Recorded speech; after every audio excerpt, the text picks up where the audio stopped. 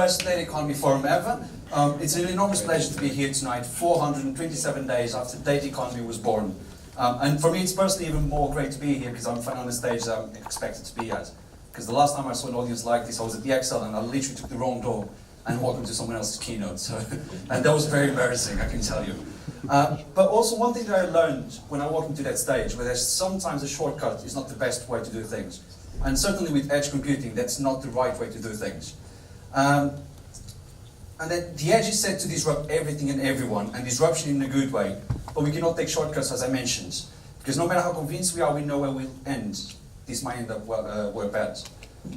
We can take a look at edge from different angles, from a business, consumer, investment perspective, an industrial angle as well.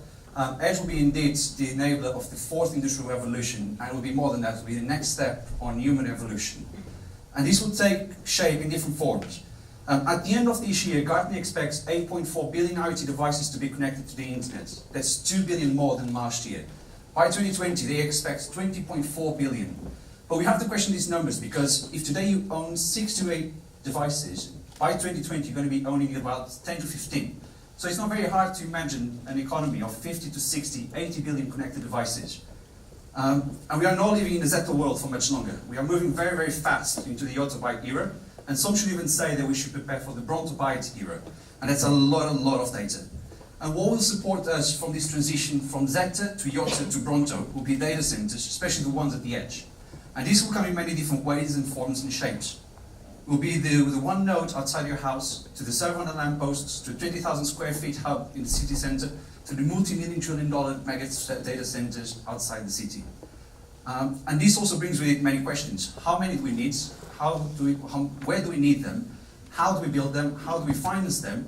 And how do we protect them, most of all? And how will AI help in all this? And before we get our first speaker on stage now, let me just thank our sponsors, EdgeConneX, Schneider Electric, Aruba Data Center people for making all this possible. And also the Data Economy and Nero Money teams for making this event a possibility. Don't forget to tweet this event under the hashtag #EdgeOfTomorrow and #DataEconomy.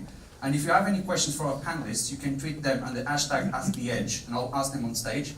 And we are also live broadcasting this on Twitter via Periscope to a reachable audience of about 24,000 people. And with that in mind, I would like to introduce our first speaker.